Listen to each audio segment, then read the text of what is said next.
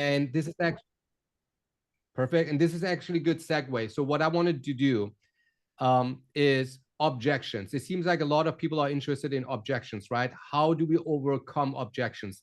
I have a formula that I use to overcome them, right? At the beginning, you might want to write things down and read them and repeat them to yourself so you have some kind of a foundation. But the strategy that I'm going to share with you literally can be implemented at any time throughout your sales process. And once you understand that concept, you're internalizing it, you can express it based on your own personality without going based on a script, because that's the most best way authentically to overcome objections, because objections are usually what? Emotional. They are not price related. Price is always a part of your decision making, but usually it's something else in the back end that holds it back. It could be a wife, uncle, aunt, any type of a circumstance. And we go over those right now as well, okay? So let's first narrow down what an objection is, because I'm basically doing what I'm doing with my VAs right now, okay? So that's why I'm going through the basics. What is an objection? Objection is anything that is against closing, right? You're a closer, right? Objection is anything that is against closing today. It could be, like I said, I need to speak to my wife. I'm not interested. I'm not sure. This sounds too good to be true. This is a scam. Other people haven't given me higher offers. This is a lowball offer. Anything that is negative that does not end up into a sell is an objection. Okay, that is very important to understand, because my VA Jay, he had a hard time internalizing it. Even it took us a month for him to actually understand, because once you understand it, you will not focus as much on the price. Price is always a part of it, but sometimes you get really stuck thinking just about the price. This guy wants to have 300,000 and not a penny less, he said. And I focus now on the 300,000 only, how to convince this guy that he's irrational, right? But this is not how we overcome objections. How we overcome objections is like, hey,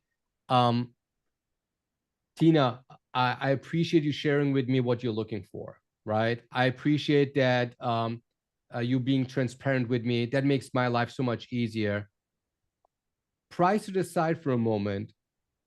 Does our process align with your goal? Did you like everything else about our offer? Right? Does our when they say yes, in this case, so it will help you if you move or downsize to Florida, our process would help you reach your goal, right? Now, let me close the door. And I mentioned it in the past. First thing, what we want to do is diffuse. Why diffuse? Diffuse is giving them a sense of acceptance. You don't have to be afraid to tell me no. You don't have to be afraid of giving me objections. You don't have to hold back. You can be you. So every time when you get an objection, the first thing that you want to do before you do anything else is what? Diffuse. I absolutely understand, Adam. Thank you for sharing this with me. Adam, that makes absolutely sense. Yes, of course. You need to look into all options in order to make the best decision for you and your family. Adam, I can understand why you think this is a scam. There are some bad apples out there. And but when you say scam, what do you mean with that? Now we're jumping into clarification. After diffusion, and you know, a mistake that a lot of people make when they diffuse a situation, they just get used to saying, I understand. That makes sense. I appreciate that. That is not diffusing. That is a part of diffusing. Give it some context. So you want to basically find common ground. Yes, like you hear him, because Yeah. Women can speak on this very loudly. You want to have a feeling of being heard, right? Okay. When you speak to your partner, you want your partner to actually be present, and you want to make sure they are present, right? ¿Ya te And bañaste? God damn. what was that? Y te tallaste el culo. All right, guys, whoever is having a back, please mute. Thank you. Alejandro, can you please mute yourself? I can do it. Yeah, thank you. Okay, perfect. So when you do a diffuse, give it some context, right? I absolutely understand that this is an important decision for you. And you mentioned to me earlier that you had a situation where you signed with somebody and they let you down. Repeat what they told you. This is always perfect. When you repeat what they said, it's a highlighting moment for them to understand this person's actually listening to me. And they feel more safe and secure. So that's a part of diffusion. It's not just I understand. Give it context. And if you don't have one because you're not flowing in yourself, just repeat what they said. It's always a good bet. Repeat what they said. Literally, repeat. And they will be fine with it. They will appreciate that, as a matter of fact. Now, second, I love the meat cutting. You guys having good food tonight. Steak? Looks good. Looks good. And then the second option is clarify. Clarification is key. Clarification, some people, Eric would call it fact-finding. I call it clarification, going deep, right? Let me give you an example. Let me go over many, many examples. You guys can throw all the objections and we will practice it accordingly. But clarification, let's say, hey, listen, Omid, I'm all on board, but I got to speak to my wife. And that is after he said he would sign, by the way. How many times does that happen? A million times, right? Okay, great. Adam, I understand. Of course, your wife has to be a part of this decision. I would do the same thing. And we can certainly circle back on it. The underwriter usually has the offer available for a short period of time, up to 24 hours. But don't worry about it. I will ping them right now and let them know to give you guys a 24-hour extension on the offer. Would that work for you? Yes. I diffused. He feels safe. Oh, I thought when I tell him that, because when he said that, he probably thought, he knows he's going against his word, what he just said. You don't want to call him out on it because he gets more defensive and more insecure. You want to embrace it. Oh, you know what? I totally get you. Let me make that adjustment. I'm sure I can convince the underwriter to give you a 24-hour extension. It's all good. You're all safe. I'm on your side. I understand what you're doing. Diffuse, right? And now we go into clarification. We don't let him get off the hook like that. You're fucking closers, right? I'm just curious, before we schedule our call to talk tomorrow, when did you speak last time with your wife about it? Last week. What was her take? Be on the same page. Did you guys talk about pricing? Yes. And that was okay with her? Yes. What's important to her about the process? Like, is there something specifically that she looks at? Is there something that she really wants to make sure of? You talking to the wife through him, because it might not be his wife. It might be him, but he doesn't want to say it's him. Okay? Got it. Okay, got it. So, Adam, what happens? I mean, you sound to be on board. And I'm with you on board too. But what happens if she says no? Why do you think she would say no? I don't know, man. Last time when I spoke to her, she said she wanted to close within 30 days, not 90. That's the objection. Now we got into it.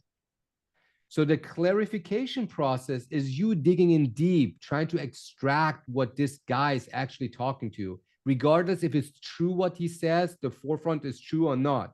You don't care about that. You just have to find a way through this shield or whatever this person has to get the real reason. Sometimes they don't even know the real reason. Let me give you another example. What is very common? I have, I don't know how common give me one that is common for you guys. Any. I want to go with a realtor. Okay. I mean, if that was the case, it would have come out before, but let's do it. Let's do it. I want to talk to a realtor. Niall, that's perfect. That's great. You haven't spoken to a realtor yet? Niall? Be doing this now. Don't let me hanging. Oh, sorry, dude. Sorry. No, I haven't. You haven't spoken. Okay. This is actually great. Now you can actually compare apples to apples. You will know the difference between on-market sell and off-market sell. I'm glad that you're actually doing that. When are you planning to do it? Soon enough. I want to see what your offer is, though, first. Okay. Fair enough. Fair enough. Now, price on the side, what's more important to you? Would you prefer to do it on-market or off-market? Oh, well, it depends how long how long it'll take to get an inspection period and a closing period. Okay, so time is important for you? Yes. What kind of timeline would you prefer closing?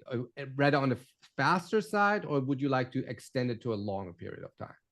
Well, I don't want to be in this property anymore. I just want to get rid of the headache, so I'd rather close really quick. You want to close very quick. Got it. Got it. Now, the good part is, as opposed to doing it on the market, sometimes you could take a couple of months, depends on what the agent's agenda is. Now, for us, we can actually close very, very fast. So I'm glad that our process actually complements your goal, right? That's how you go about it. You diffuse and then you clarify what's important to you actually, what you actually want to do. Maybe it's just a forefront. This guy already knows he doesn't want to do a realtor, but he's saying it because he wants to make you feel like you have competition. But if time is not on his side and the property needs some work, he's never going to go on to a realtor. And he probably already has talked to him and knows that he doesn't want to do it, right? So number two, and we're going to go through a lot of examples. Don't worry about it. I just want to go through the breakdowns. Diffuse, clarify. Clarify means go deep, ask questions. Can I Yeah, can I ask something real quick? sure. So I don't want to get too far off track, but in this scenario, if time was on his side, would you just anchor him with the cash offer and then move to a Novations offer? No, no. And that's a good question. If you followed the script and you did a good job throughout the phone call, the objection that he gave me right now would not even come in play. Because I already know how he wants to close, when he wants to close, what his preferred price line is. I know the condition. I know his motivation. I know already everything. So he's coming from a place that I didn't do a good job in my entire sales process. And now at the end, I have to cover what I left not doing throughout my sales call. So with what you said, your question is valid. But my short-term answer would be just go through the diffuse, clarify, and discussion process, which would be, I told, oh, okay, got it. You are looking to actually close within 90 days, more extended. Is that what you're saying, Michael? Yeah, let's say he's like, yeah, I don't really care how long it takes. I just want the best price. You just want the best price. Got it, Michael. So you don't care about timeline. You don't care about the process. You just care about price, Michael, right? Yeah, I've seen other houses in my neighborhood selling for X amount that I feel like I should get something close to that. Got it. Now, here there's many strategies that you can do. And I touched on those actually last week, which is go over the numbers with them. How much would you list it for? 200. Got it. And how much did you want to sell it to an investor? Got it. And then you go through the numbers with them. If the condition is bad in his house, you know he cannot do it. So you're just playing a game for him to reveal himself within the call. These are very strategic questions. I'm going to get there, right? But this is an objection what you're giving me, and we can tackle that objection. But before we get there, The way you treat objections really, really well and you're successful at them is when you, throughout your sales process, actually touch on every point that could become an objection later and you check mark them. I had like this one guy, Joey, who worked with me, and that was one of his problems. He would hear that this guy said, I'm not the only decision maker. I have to talk to my wife. But he will just continue with the sales process until the signing part. And then he would be like surprised when he says, I need to talk to my wife. Or he would be like, at that point, he wants to tackle it. So when somebody says, I need to talk to my wife, you take care of it at that time. You don't postpone it to the end when you make the offer.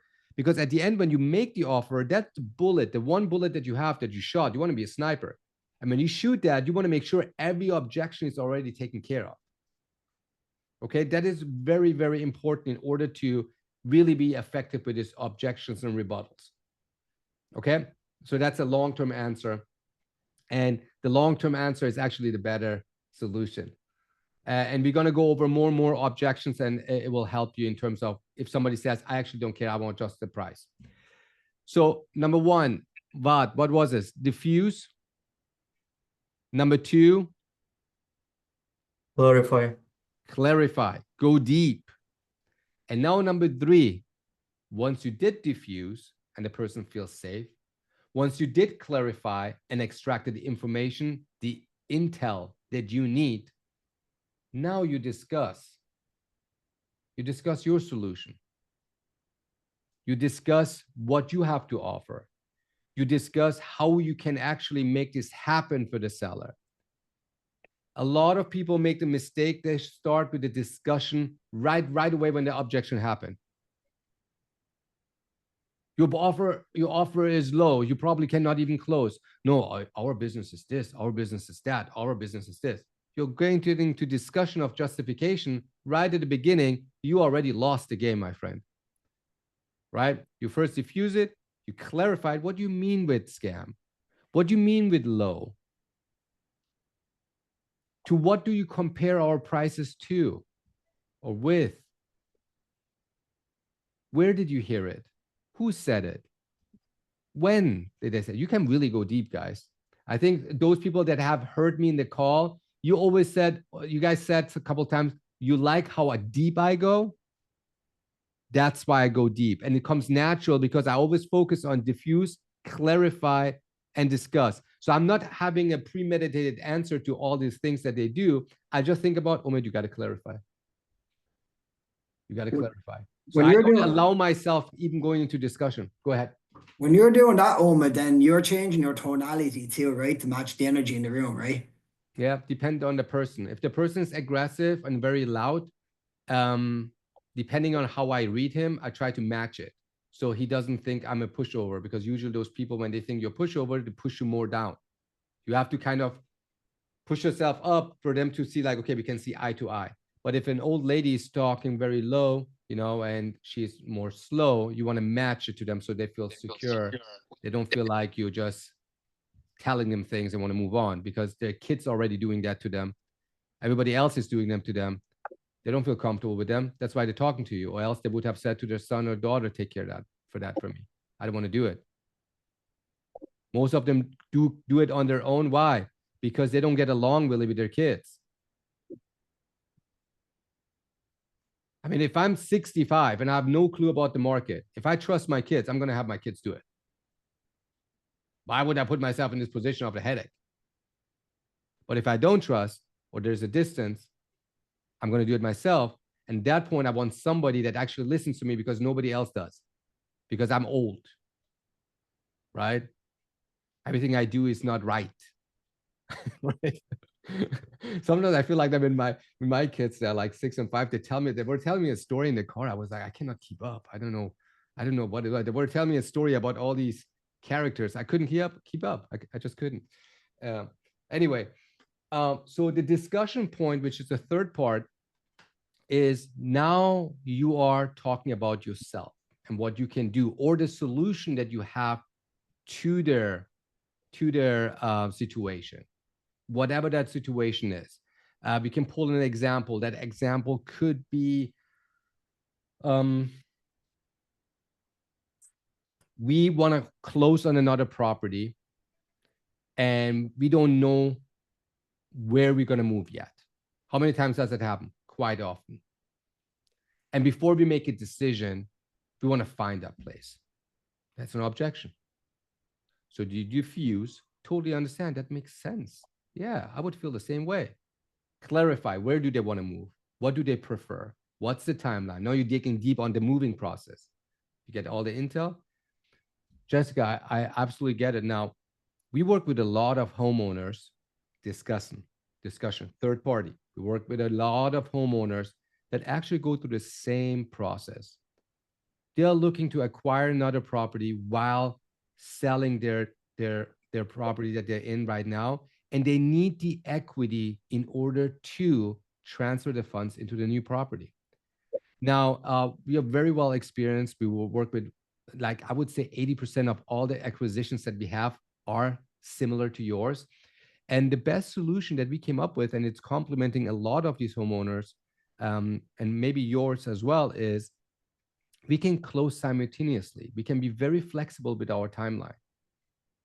We can get the process started and do all the things that need to be done, and then based on your timeline, close. That way, you know you have a price locked in and you're secure about selling your property, and you only have to focus on finding the house that you want to live in. And when you're ready to move, you're just letting us know a couple of weeks in advance. And usually when you make an offer with your agent, you probably close within 30, 45 days. We can then close maybe 2 days prior to that, give you 2 days post-possession so you can transition as smooth as possible. Now you discussed and gave them a solution after diffusing, clarifying, you discussed the situation. What is this person now going to say? Unless there's another objection that you didn't know yet, there's nothing more to say. Now you're closing. So you can only be a closer if you follow a strategy, a pattern on how you make them safe, take intel, and then use that intel to propose a solution or discuss a solution. You cannot skip diffuse and clarify.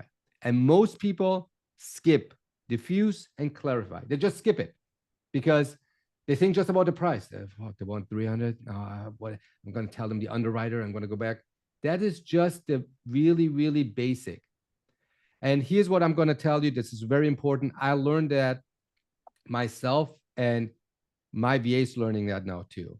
At the beginning, when you start this business, you're just going to go through the script, which, by the way, I always say for wholesaling, Eric's group is the best hardcore wholesaling group there is. You should join it.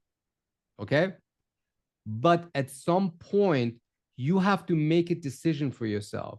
Am I just following the herd, or am I actually going to be a serious player here? The people that just follow a script day in, day out, what happens with them is they get deals, but they don't control the deal flow. They don't have the skill sets to control it. They don't know they're not real salespeople. At the beginning, out of 50 leads, you sign maybe one. After 1 year of doing this, 1 out of 35 maybe. After 2 years of doing it and you actually understand how to close, 1 out of 15, 1 out of 12. You understand the difference? Those people that close 1 out of 12, those are the Eric Klein that doesn't just go exactly step by step by the script. He has an intuition. He moves, he dances within the sales call. He knows what he needs to do in pattern strategically. He doesn't just follow his own script day in, day out. He pivots, right?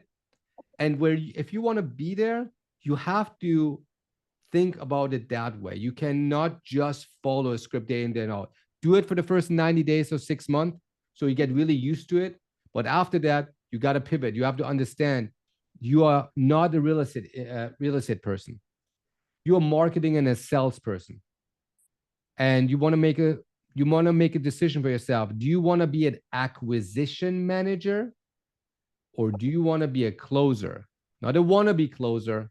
No. A closer, a real closer. Okay? Very, very important. Now, any questions that you guys have? I have one moment for you, and it's an objection, all right? Go ahead. You probably got it too, man, when you've been in this with a while. My objection is I want due diligence and earnest money deposit, earnest money. EMD. You want, okay, hold on. You want due diligence? You want to do I want to do my due diligence, or do you want to do your due diligence and you want earnest money? Yeah, yeah. Okay. What is it? Okay. So let's say I made you an offer and you tell me, hey, Omid, I want to do some of my own due diligence and I want also earnest money. Okay. Those are the two things that you throw at me, and now I'm coming back at you. Okay. Now that makes sense. Yes, I totally understand. You should do your due diligence and you should feel very comfortable about your decision. If you don't mind me asking, what's the part of the due diligence that you're trying to do? What is it that you're going to look for? Maybe there's some information I can share with you right now, so you have something on your way when you do your due diligence. But it's just I'm putting my faith in you to sell my property, and you're telling me that the inspection period could be 21 days, and the close is going to be 30 to 45 days. So I want to make sure if you can't find me a buyer by then, at least I come away with some kind of money, and because I've lost 30 days already on the market. Oh, no, Niall, and maybe there was a misunderstanding, but there is 0-day due diligence. The 0-day due diligence, we buying your property as is. I know there are some people that make you offers and they want some kind of a due diligence in order to maybe come back to you and say they don't buy the property as is because they want you to make adjustments. That's what the due diligence period is all about. That's why they're supposed to put EMD in. But we are not one of those businesses. We've been doing this for many, many years, and we want to do what's right. If we say we buy your property as is, we mean that. So in the agreement will be 0 due diligence, right? And with that being said, unless, and there's an exception, and I hope this is not going to be a one-off with you. And so far, I think we had really good conversation, and I don't think that's the case. But unless we come to your house and the roof is missing, the floor is missing, or you have mold all over your place, there's no reason why we should have a due diligence, because you shared already all the information about the property, and we feel so far confident. Does that make sense? Yeah. So with that being said, no due diligence. We don't have to be worried about it. And that is also one of the reasons why so many people like to work with us. But let me go to your second question. Your second question was, why do we need 45 days to close? That's a very good question. Now, as I mentioned earlier, we close on 30 properties on any given month. And within the next 30 to 45 days, we're fully booked. Unless one transaction doesn't go through, funds become available, and then we can allocate those funds to your property and maybe close sooner. But we have a budget every month that we allocate in acquisitions, and that is right now met at the 40 days mark. So the next opportunity for us to be able to close on your property is 60 days. But here's what I can do. We have an escalation option in our system. I'm going to enable that, which means then if there is a transaction that pulls out because of whatever reason, we're going to have you right away jump to the front and we can maybe close on yours sooner. Would that help? Yes. Okay. Any other questions? Yes, sir. What if they say like that they want to make sure they're getting a good offer, market value? Give me an example. Let's do it. I give you an offer and you coming back to me with, give me whatever. Yeah. Yeah, Omid, I appreciate the offer, but I want to make sure that I'm getting top dollar for my house. I'd have to, look at, I have to do my own research. Absolutely, totally understand. You should look out to get the most that you can get for your property. And I'm in favor of that. When you say top dollar, what do you mean with that? You get it as much as I can for the property. And to what do you compare it to?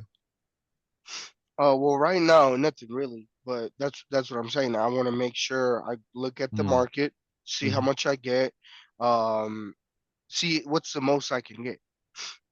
Got it. Have you looked into the market yet? No, not really. Okay. But you did speak to some other people prior to our conversation, right? Yes, yes. And what was the highest offer you received so far? The highest offer, let's say you offer me like well, we'll do real life experience. You offer me 218, I got an offer for 225, but I want 270. Okay, hold on again. I made you an offer for what? 210? 218. Okay. I also got another offer for 225. Mhm. But I'm looking to get 70 because I know my house is 270. Okay, got it. Okay, got it. So what do you where do you get the 274 from? Did you compare it to another property that is similar, or or is it just a number that you need in order to make it happen?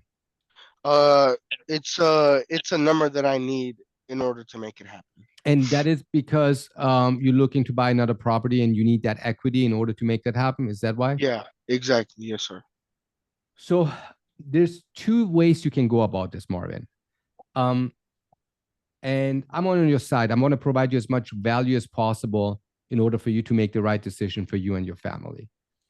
One, you can sell it to an investment firm, such as ours or any other investment firm. Now, we investment firms, what we do is we do generally one of two things. We either keep the property and rent them out long term, or we resell them. Pretty straightforward.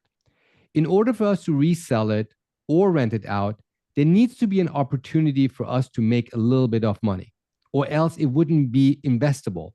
Hence, we are investors, right? Or else we couldn't stay in the business for long. And your property does need some work. That is why it complements us, because we come in, we put some more money in, we pour some money in, and then we try to resell it or keep it and rent it out. Now, if that wouldn't work for you, that's option one. Option two is you're going to list it, right? And based on, and you might have more information than I do, so I apologize if I make a mistake here with the numbers. Feel free to share those with me. I see in your market houses sell for about between 240 to 260. And the ones that are at 260 are in fairly good shape. They're renovated, and yours might fall into the 250 mark if you list it, maybe. Now, hypothetically speaking, you do end up listing it at 250 with a realtor. There are some realtor fees, commissions, closing costs, right? So let's first take off this the realtor fees, right? Which would be 250, and we take off 6%, which is 3% on each side. That's a total of $15,000. So we end up at 235. Then you have about a couple $1,000 for closing, about $3,000 for closing. Then there might be some concessions, and you poured also some money in, right? You put some money in, like about $5,000 to $10,000 to bring it up to a standard in order for you to be able to list it at 250.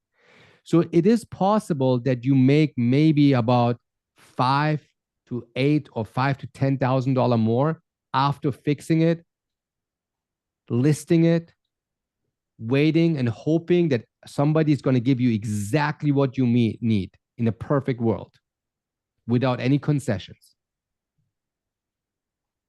Now, we are a little bit lower than that. We are a little bit lower. We are like $8,000, $10,000 lower. But we have the flexibility that we buy it as is. You don't have to do anything on the property. We pay for all the closing costs. There is no commissions, and we can work with your timeline.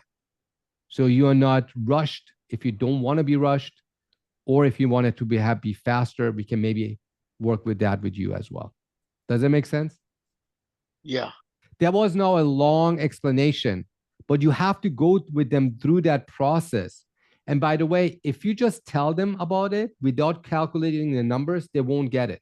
I tried it both ways many, many times. You literally have to have the calculator in your hand and read out loud what you're doing. And you have to do it slowly because they are not real estate people. You are. You probably do it all the time to get used to it. But do it slowly. By the end, they have to make a decision. Do they want to fight for $8,000 or $10,000 and go through the entire thing that they don't want to do? And guess what? It shows that you are real, that you're not promising they're getting more money with you. As a matter of fact, you're laying it out to them factually. Yeah. Number two, after the trust, they know their options. So you gave them value. You actually did something that nobody else does. You actually gave them value. They can take that information and do whatever they want with it as a benefit without working with you. You gave them value for free. And when they look at the opportunity cost, they might go with you. I did this strategy many, many times. The latest one that I did, the woman wanted 450. We were at 393. And she decided that she accepts 400. Because I did exactly that. I said, if you list this for 470, this is what's going to happen. Do you want for $15,000 go through this? Or would you like to work with us? Marvin, does that answer your question? Yes, sir. And what I'm learning from you is we don't have to be like an Andy Elliott close, like a hard fucking close. This is just soft. It's simple, dude. As long as you're authentic and you're true to yourself and you're real with the seller, nothing is stronger than you being authentic, which makes you automatically confident, because we can only be confident if we are authentic. We all agree with that, right? I cannot fake it and be confident at the same time, guys. It's going to be hard. Maybe some good actors in Hollywood, but I just can't do it, right? And at the same time, the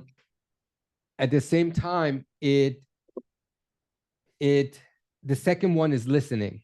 People feel like you're engaged in this call. You're not speaking to a robot that reads just through a script, which we are. My first 20 deals I did was just script, right? But these little things of listening when you do and you explain and you're very transparent, they actually appreciate it. I'll give you an example. My second deal was a property in Florida. And I sold it to a hedge fund. And I never double closed. But this guy was a hardcore guy, very red, very in my face. That was my second deal, right? And this guy that was helping me on this transaction, he told me, hey, just do an assignment. It's going to be fine. And I said, no, man, I think I have to double close on this because this guy's probably going to get upset and stuff. I didn't know better. He was right. I was just fearful, right? But then he jumps on a phone call with me and he's a little bit red, you know, a red personality, a little bit aggressive and stuff like that. And I said to him, I forgot his name. I think it was Tim. I said, hey, Tim, look, at the end of the day, if you don't trust that we can close on this transaction 2 weeks before closing, perhaps you just want to work with somebody else. That's what I told him, right? Because after like him talking into my ear for half an hour, I was kind of tired of it. Fuck this. I'm going to still tell him to fuck off or leave me alone because at this point, it's just too much headache. But guess what? He right away backed off. Because I finally talked to him confidently and told him like, hey, that'll fuck off, right? And he was like, okay, this guy's obviously real because he would have not told me that because it came off authentically. I meant it, even though I didn't want it, but I meant it, right? So be just authentic. Be just authentic. Try at least. And you can get authentic by not making decision based on fear and price. Forget about price, forget about fear. Focus on the motivation. And the way you can do it is diffuse, clarify, diffuse, clarify. Just have diffuse and clarify in your mind. Every time when there's an objection, I got to diffuse and clarify.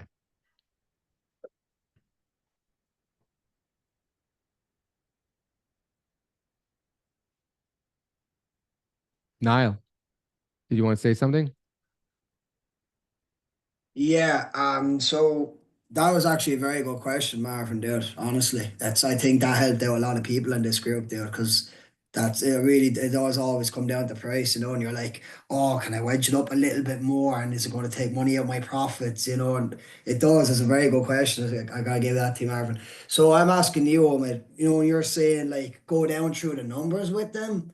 Would that be a good time then to send them like 3 or 4 comps and explain the numbers where you're coming from? I don't do that because that can backfire on you, because these Okay. sellers try to find anything that is not perfect to prove their point. Okay. And it's nearly impossible to provide something that is just perfect for your side. There will be always comps that are also on their side, right? Mhm. By the way, Tina, I can see that Tina is very authentic. This is how she comes across also in the camera. That's why you're probably successful, because people can tell this person is just authentic. It's just her. She's not Well, a I mean, robot. I've also been through like a ton of shit, like all of us in our life, you know what I mean? So when Eric ever said like the empathy thing, like I'll give you an example. Like, I mean, I could talk all day, but like I lost my dad when I was young. So a lot of these people have lost, like, oh, it's my mom. I'm like, listen, I'm like, like the guy that like hung up on me 3 times, but I called him back. Like, I don't give a, like, that's one thing is I'm really tough. Like, I'm from Boston. They say Boston girls are the toughest guys you'll ever meet. Cause like we're like crazy. Oh, Mid, were you the one on the stage at the event? Yeah. Okay, I was like, I know this dude from somewhere. Okay, cool. So, and I'm the one that's always wearing red. But I totally myself, but a lot of these people I can empathize with their shit. Like, dude, like I understand this is your, unfortunately your deceased mother's property. I get it. I lost my father, so I think that's why he was like, you know what, just call my lawyer, da da da. And I mean, it's not a cool club to be in, but I lost my dad a really long time ago. And I don't, there's a lot of stuff I can empathize with. And I don't have it in me. Like Jess and I were chatting, and she's like, "Oh, I have this fake customer service voice." I'm like, "I don't have that at all." She's like, "I can't shake it." I'm like, "I can't get that." And that is it. And you did also something else. In addition to your personality and your tonality of your voice, which is authentic, you Yeah. also bring in experience of your own life into it. Well, I mean, you got a dead sibling, so do I. You got a piece of shit white trash mother, so do I. Like, so there's a lot of shit. You got a piece of trash white trash sibling, so do I. I could tell you all this. There's not much trauma I can't identify with. That's my company, Cycle Breaking Bosses. But yeah, I mean, and there's one dude. I mean, these dudes by the end, if they're not selling me their house, they want to hook me up with their sons.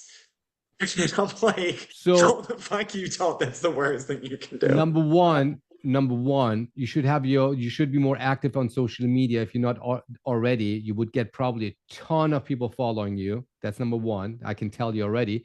And number two, because it's interesting and entertaining, right? And you are personal and authentic. So you should leverage that. That's number one.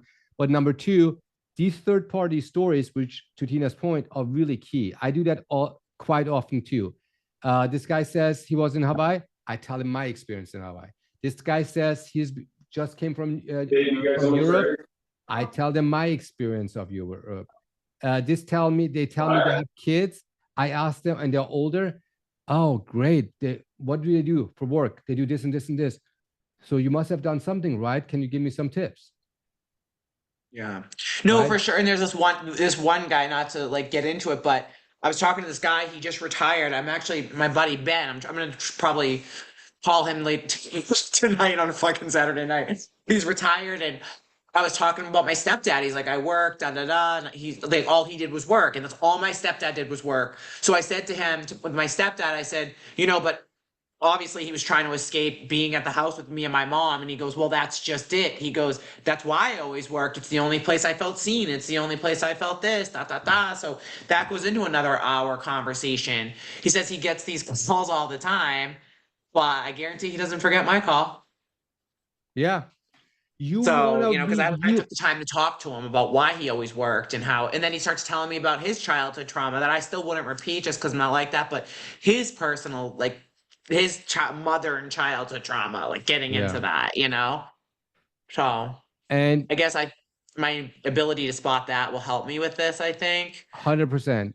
Anything that you can extract that is coming from an emotional place that they're willing to share with you automatically builds more trust. If you build more Yeah. trust, the likelihood that they're going to work with you is higher and also more memorable, right? Like one thing that I like is what is funny. At the beginning, when I moved to the States, I was very self-conscious because of my accent, right? Yeah. My first business that I opened, I never forget my first customer I'm calling. It was a different business from Texas, right? And I told him my name. I said, Omid. And he said, Omid, what? Blah, blah, blah. I had to repeat my name like 10 times. And I was like, fuck, I'm going to have to change my name like one of those people that have a middle American I was name. so annoyed. And I called myself David because my dad's name is David, right? So I called myself David. And I did that for years.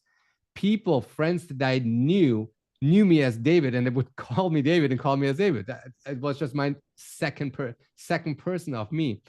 But my point with that is, and I was self-conscious about my accent at the beginning. And then I was told many times that it's not a big deal, whatnot.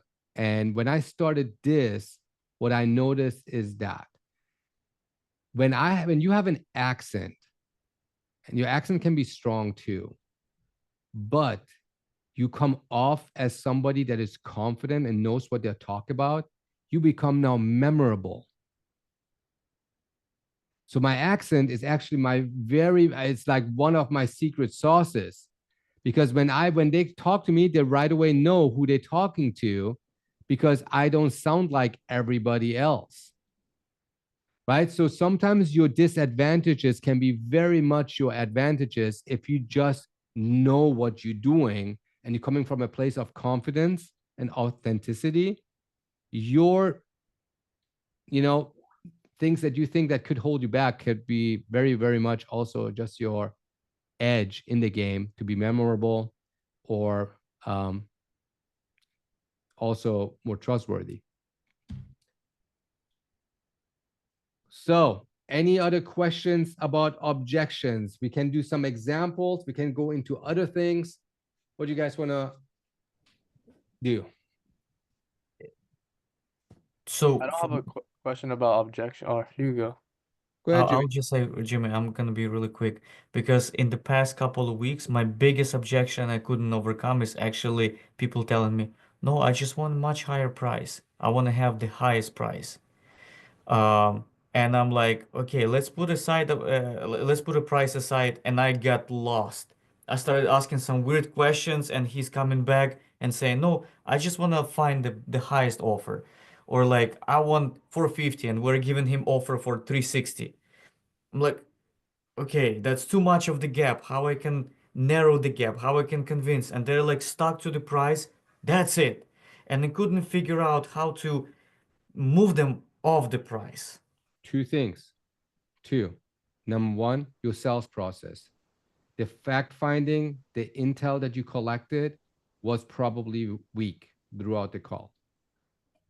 So you didn't maybe have enough ammunition to bring into the game because you didn't collect that ammunition or that intel throughout the call. That's number one. Based on what we spoke earlier with Mike, right? You want to do check mark everything before you get to the offer. So when you discuss the offer, you have things to discuss. Number two, I always say, like,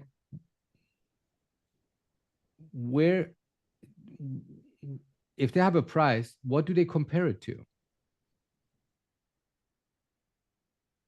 Yeah. I had like 4 people telling me, I don't care. I just want to get this price. I don't care about you guys. This is the price I want to get. I told you from the beginning. Okay, and let's do that as an example. By the way, one thing that I want to emphasize here, we are not here in the business of convincing people to sell. That needs to be understood, right? That's also one thing that I notice sometimes happens. We think like we in this game, we have to close everybody. It's impossible to close everybody. You can never convince somebody to sell. You can only provide them with solutions that complements their goals. That's why you need to focus on their goal. If somebody is not really interested in selling, you cannot convince them. Okay, that's just very important. I want to highlight that before we get into this, because sometimes people do with me role play, and the way they do the role play, it's obvious this guy doesn't want to sell. What is there to go about at this point, right? So keep that in mind. Okay, so with that, let's do that role play. I went with you through the thing. You told me you want $200,000. Okay, and where am I? How far are we apart? And you're 120. I'm at 120. Okay. All right. So I know where I'm going to start. Okay. So, Vad, I have now all the information that I need, and I just send this all to our underwriter, and it will take them a few more minutes in order for them to give us an answer.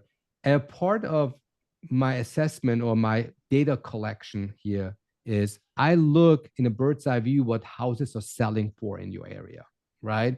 And we have also these proprietary software here that we're looking at. And I'm just going to share with you what I see.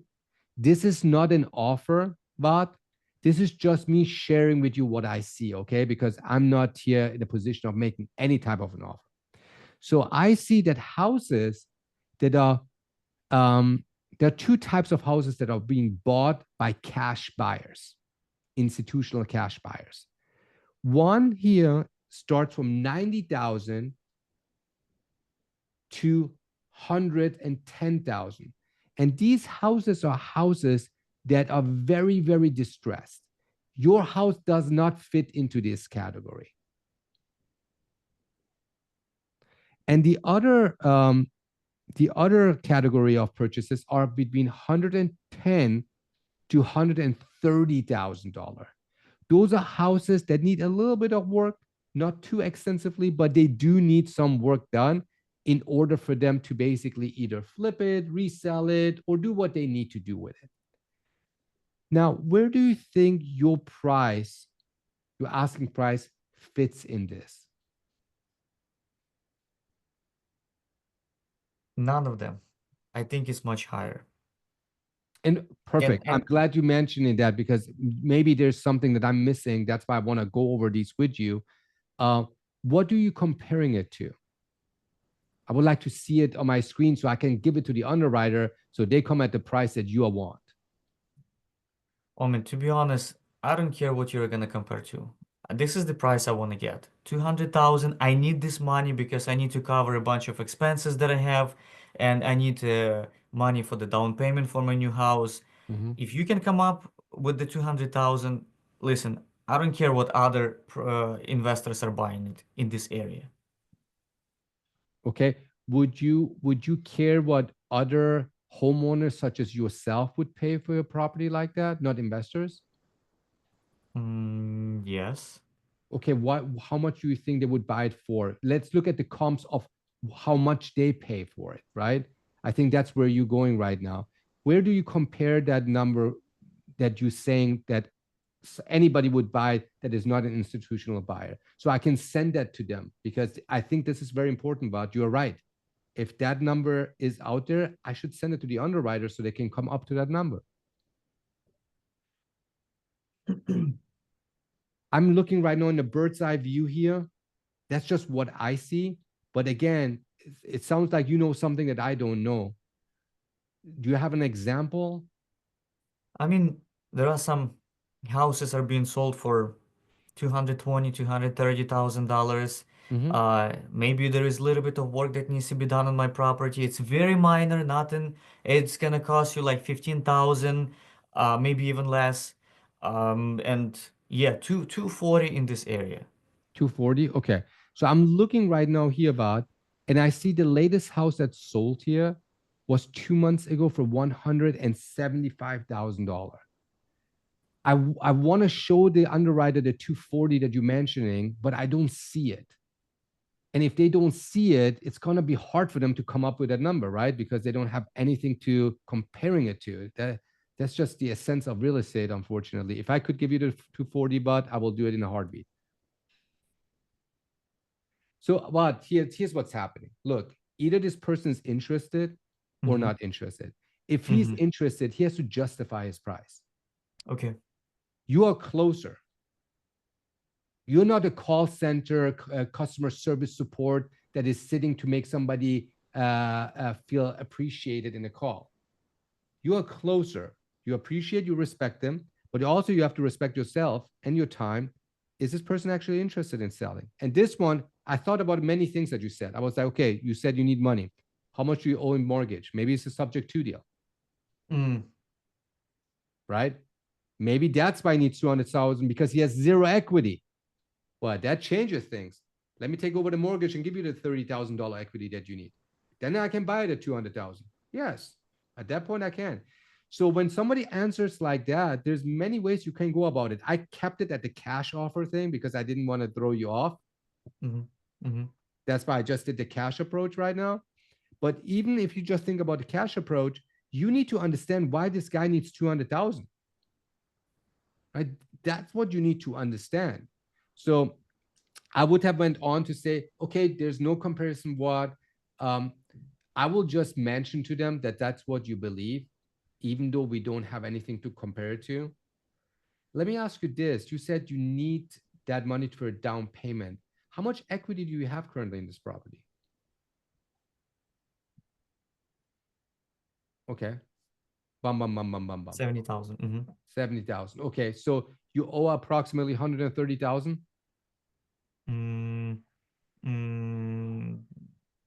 Yes.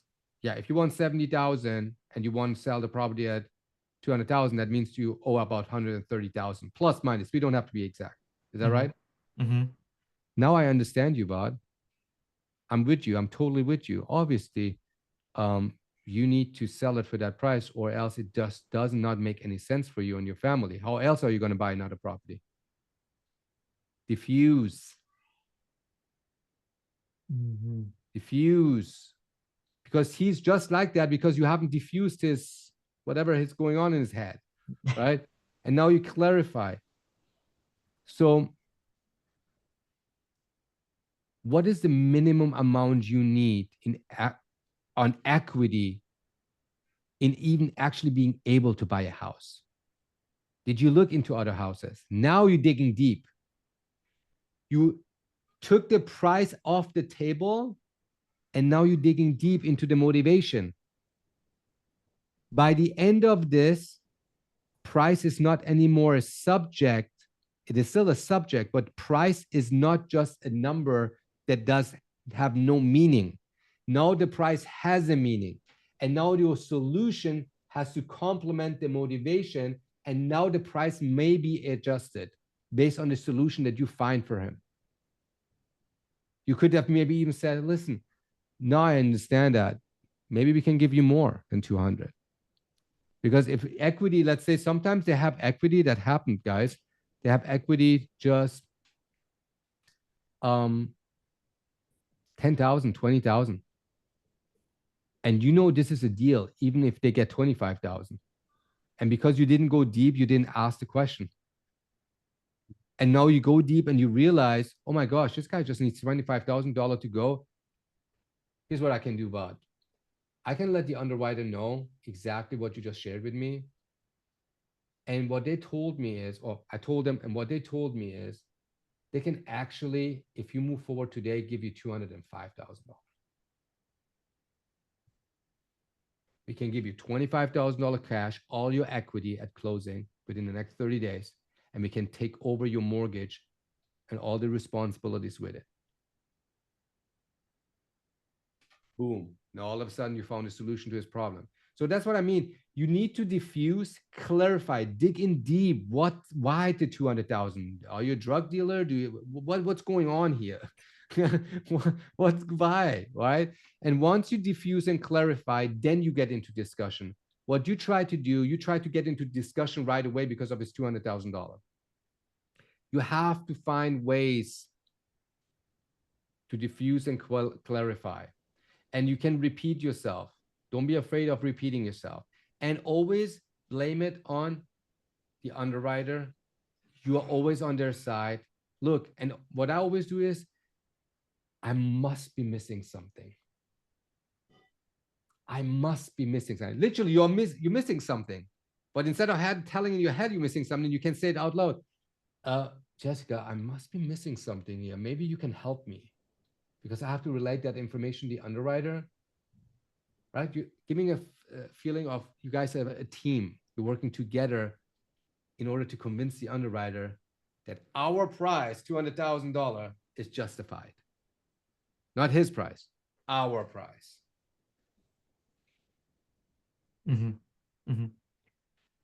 It was good whenever you said how much you think not institutional buyer, but a regular buyer would pay for your house. That made me kind of think that, oh, that's a good question to ask them whenever they want some price, because it feels a lot of them wants higher than the market value, and they truly think that this is what they deserve, and it doesn't matter what the market is.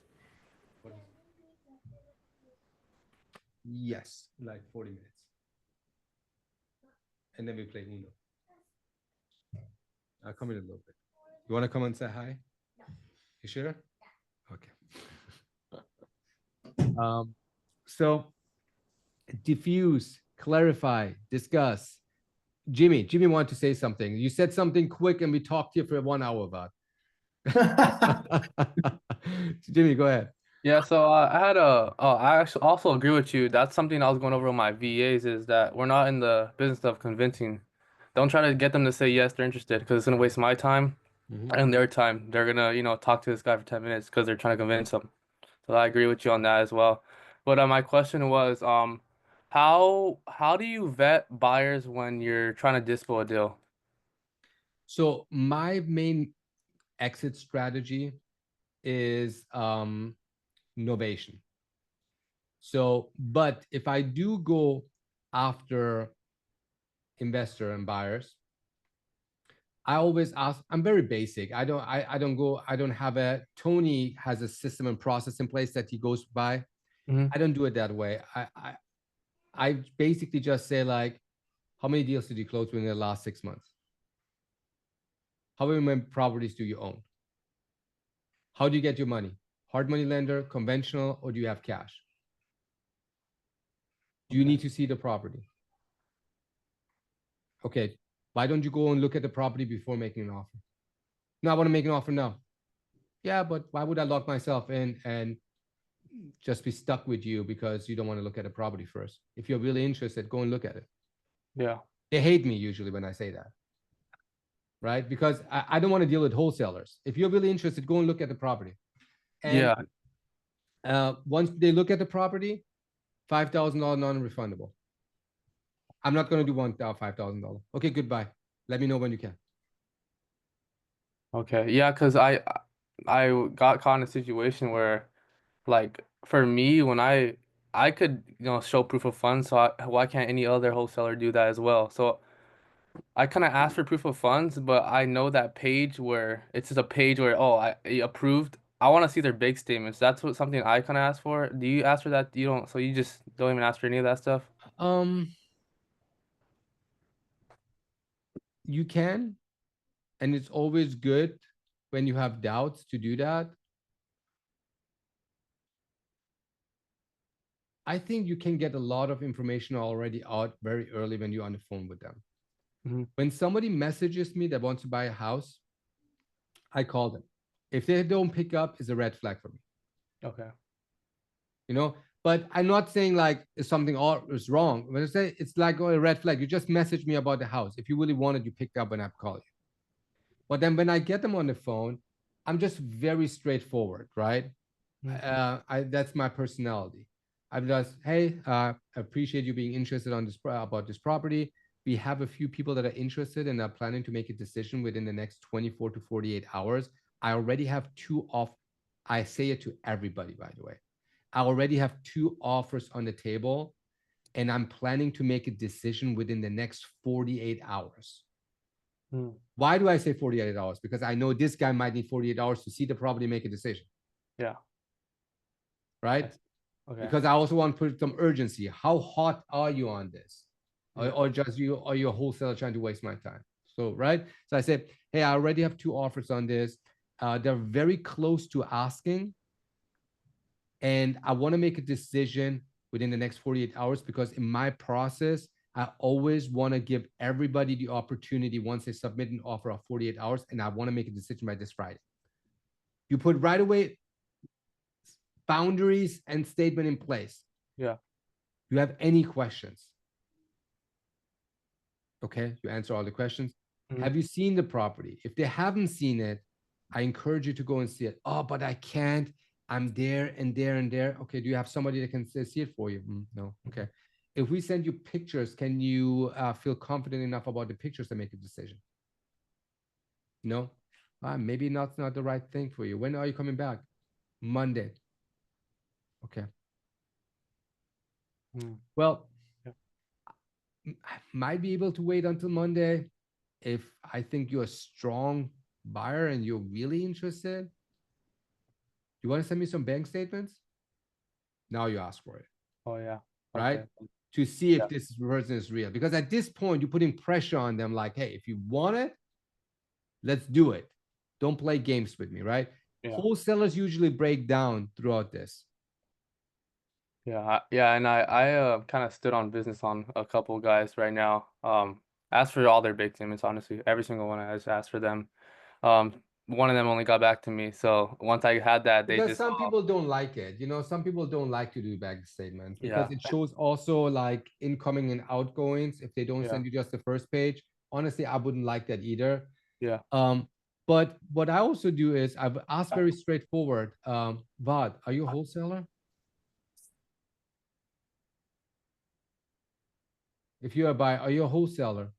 And they usually get and they do I'm like, okay, I have so a partner. Yeah, I know exactly what and they then, said. and then I say always, hey, I don't mind if you're a wholesaler, but are you a wholesaler?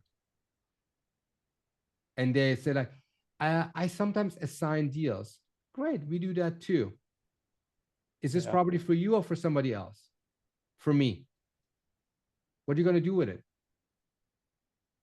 What's your exit strategy? Yeah. Who's your hard money lender? They choke. If you ask too many questions, they choke. Clarify. Diffuse and clarify, guys.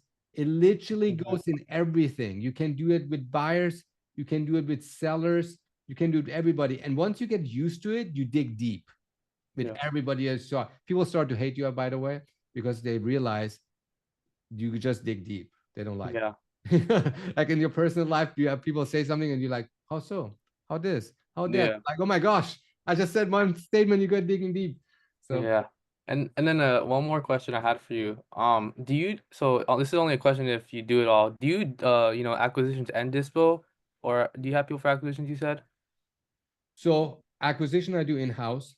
Okay. Dispo, I oversee Dispo, but I hire agents that do novations for me. Mm. So I do the novation, but I don't do brokerless or flat MLS. A lot of people like to do that because they want to save on the 3%. Yeah. What I learned is in order for me to scale my business, I have to have time to close on more deals, bringing in more deals, and not waste my time pushing papers and dealing with logistics of scheduling walkthroughs and stuff like that and offers. For that, I'm happily giving 3% away to an agent who does it all for me. And they just literally call me with offers and negotiations. Mm. Okay. Yeah, because I mean, do you have any suggestions? Because I'm kind of getting a little what is it called? My hands are getting too tied too quick. I've been in this market for 2 weeks right now. I closed 5 deals already, and I just can't call my leads and dispo. It's like I know getting what you way too mean. much for me, and I don't have money to hire someone. I just don't really know. Like I'm trying to do as much honestly as possible. I hear you. I do the same thing, even still today. What market are you in? Indianapolis, Indiana, basically. Okay. And how much are your spreads usually? Right now I have one for 10, 27. Okay. And So then the spreads are an average of about 15. So they're yeah, not that bad. So it really depends on your exit strategy. Look, for me, because Novation, I don't have to be so much involved into Dispo. It is scalable. I Yeah. can do more as a one person, right? In that department, I can oversee it. But if I would do just cash offers and have to deal with cash investors, I would probably need at some point a Dispo manager. Mhm. Now, They're all cash deals, by the way. they're all Oh, cash deals. Yeah, yeah. I can tell. Yeah. So what I try to give you the right answer, but the right answer is a long answer, as always. Okay. Do it yourself, everything. No, that's that's not the right way. You need to decide for yourself what you're trying to accomplish long term. In order to make the right decisions today that accompany what your long term plan is. Yeah. You probably started this with the thinking of the money aspect. Now that you're making money, you might have to reinvent yourself and decide how you want to be in this business 1-2 years from now. And if in this business you want wherever you want to be 1 or 2 years in this business, then you have to make the decisions today that complement that. For me, as an example, in Novation for me was a savior. Yeah. Because I was able to allocate the disposition. I had the opportunity to allocate disposition, give that work to somebody else, or build a team around it that gave me more leverage in order to just do acquisitions, do calls. If I had to do both of them, I would have not done as many deals and I would have not made as much money. That's a fact. Now, for you, you have all these options. Do you want to consistently hustle and do it, try to do it yourself? No. If not, what kind of actions do you have to take in order to change that? Not just in your system, but also in your exit strategy. Maybe you want to do more innovation. Maybe you want to do portfolio deals. Maybe you want to do other things in the future. Maybe you can get started with that money that you're making right now. Yeah. All right. I could also have told you, yes, hire somebody. Yeah. No, But yeah. But I know if you hire somebody, it's going to eat up a lot of that little bit of money that you made right now. And you will probably have to fire some and find the right one because you will not find right away someone that is nice. Yeah. And if you want to find somebody that is nice, you have to pay them $60,000 salary a year. Yeah. I don't think you have that. I did put on investor lift, but it's just like wholesalers and Investor lift is horrible, yeah, man. it sucks. But yeah, thank you though. I appreciate it. Yeah, you're welcome. I hope that helps. Thank you. Okay. I think Juan. Hello. Juan, go ahead. Cool. Been Yeah. waiting for a long time. Hey, Omid, I'm gonna be quick. So basically what you were saying is if to some extent, if let's say our fact finding stage and our rapport building stage basically the same, right? If that stage is very weak at the end, once you give an offer, if the person's very much like, hey, you know what, I just want the time isn't important to me. I'd rather just wait and see and get the most that I possibly can. You would say that it's more than likely because there isn't enough rapport, there isn't enough ammo, right? To go ahead and combat and be like, hey, the reason I understand where you're coming from, empathize with them and be like, this is the reason why I can't pay that amount that you're asking. Yeah, because if you wait for all the objections to come and the offer stage, the offer is going to get lost because the focus is not going to be anymore at the offer. It's going to be at all the objections that could have been discussed prior. Right? Let's say I'm want to take my wife on a date and I want to take her to any place, and she has already plans for that day, and I don't ask her. And now it's like the day I'm like, hey, today we're gonna go have dinner there. Oh, you should have told me. Tell me 2 hours prior. I plan to go to my gym class here and I did this and this and this and this. Well, if I would have asked if she's available, I would have probably scheduled it in a way where I can actually close the deal and have that dinner with her. I don't know if that analogy makes sense, but Yeah, I get you. you know, so a lot of times, sometimes you even hear the objections, right? Mhm. And you don't tackle them because you just don't tackle them, you don't dig deep. And now it comes back up at the offer stage and it takes away everything about your sniper shot in order to close this deal. Now you have to go back anyways to rebuttal that, right? To clear it out. So does that make sense? Yeah, that does. Okay, Appreciate it. you're welcome. Elijah. Hey, yeah, my objection was again price. Specifically, I have a couple sellers who are retired. They have multiple properties, no debt. They don't owe anything on their properties. They don't need to sell. There's really no pain point.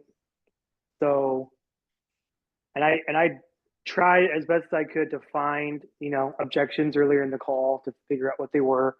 But it honestly just comes down to the price. So when there is nothing that you can really work with, and it is price, I did hear you say, help them understand, break down the numbers. Is there anything else that you could add to that? Yeah, let me give you some context or comparison to it. Mm-hmm. Do you have a car? I assume you do, right? Yeah, we have a car. Do you like your car? Yes, How much is it worth? probably 18,000. $18,000. If I would come and offer you right now $18,000, would you sell it to me?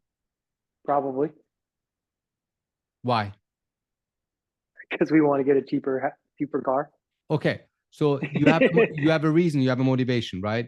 Yeah, But let's say you did not have a reason and just somebody randomly would come to you and say, hey, I want to buy your car. And your car is worth 18,000, but you need that car. You drive it a bit to work. You have no reason to sell it. Would you sell me that car for 18,000, which is exactly what it's worth? probably not. No. Probably not. There's no reason for you to do it. There's no, there's no upside. Now, you don't want to sell it. You actually like the house, but I make you an offer for $25,000. Would you sell it to me? Probably, yeah. Yeah, because you go and buy the same car again for 18,000 and pocket the difference. You have a spread. Yeah. Right? So every person can sell their house. When they ask for too much over market, obviously everybody sells their house. Majority of the people are going to sell their house unless they have some kind of sentimental situation going on where they can't sell their house. So my point with that is, if you get more leads that are not motivated at all, Mm-hmm. then they are not considered leads, because in that case, everybody is a lead, because you can offer anybody over market and most of them are going to say yes, because they know they take the same, unless there's interest rates and stuff involved, right? But just to make it the simplicity's sake, if my house is worth 300,000 and you offer me 400,000, 100% I'm going to sell it. I'm going to go buy another $300,000 house and pocket 100,000. It's an amazing deal. Am I a lead? Yeah.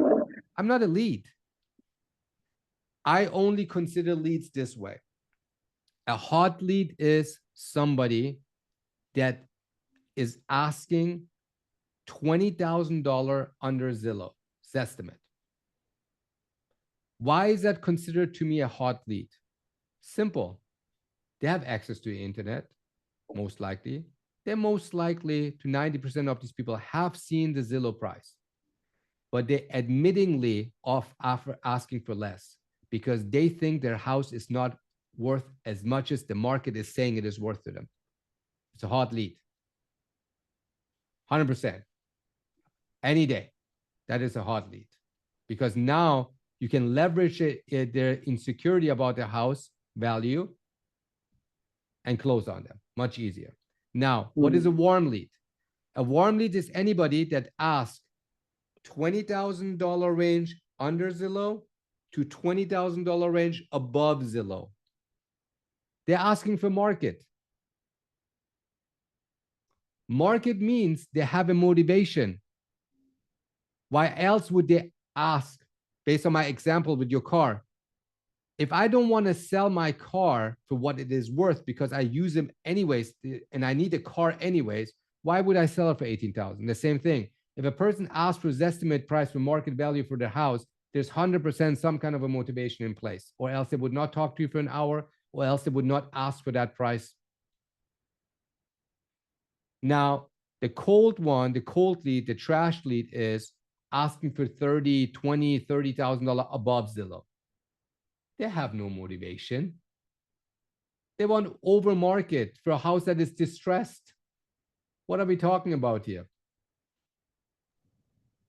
I have some who are asking 200 more. I had some that asked for $1 million on a $300,000 house. It happens. Yeah, it happens. Well, it's real quick. It's funny because like I have this lady. She's you know, I offered her like 13. She said she wants 100, but she got offered 70, and so I'm more confident. So I'm like, why didn't you take 70 and go? Like, what? I would have taken fucking 70 and ran. She goes, oh, because it was 2 months ago. Bitch, you never got offered 70 grand for that piece of shit house. Let me tell you, the houses are sold brand new or getting fixed up or sold for 30, but someone wanted yours for 70. Like, okay, I know. Yeah. Hey, Omid, this is Danny speaking, Marvin's partner. Yes. I have a question on well, leads, because I just had one today. They told me, they're not looking to sell. Well, they are looking to sell. They did post it on market previously a year before. But they said, they're not actively looking to sell, and well, they're not money hungry, so they want the price that they want. How do you kind of deal with them?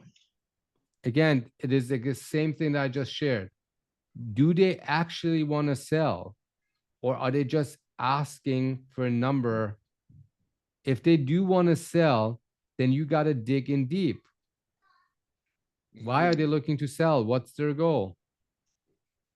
And sometimes, by the way, if they're asking for more and they're just stubborn about it, but they have a motivation, the market is just not going to complement that. They're not going to get that paid. You guys know it. It's real estate. It's a numbers game. It's a finance thing. It's not like people don't just walk around and say, hey, this house is worth 200, but I'm paying 250. Why not? People don't do that. So even if they are not willing or able or to understand that their house is not worth that much, that is a great opportunity for you. If they have a true motivation, you follow up with them on a weekly basis. Because a lot of people are going to give them lowball offers, but you're the only one that stuck with them. Yeah. So that's how I would deal with it. But you have to go through the objections. You have to go through the rebuttals and just make sure that you understand where the seller is coming from, what their agenda is in this transaction. But if they are talking to you for an hour on the phone, best believe they have a motivation. You just haven't figured it out. Okay. Thank you. You're welcome. Diffuse, clarify, and discuss. It will help you. Just focus on that.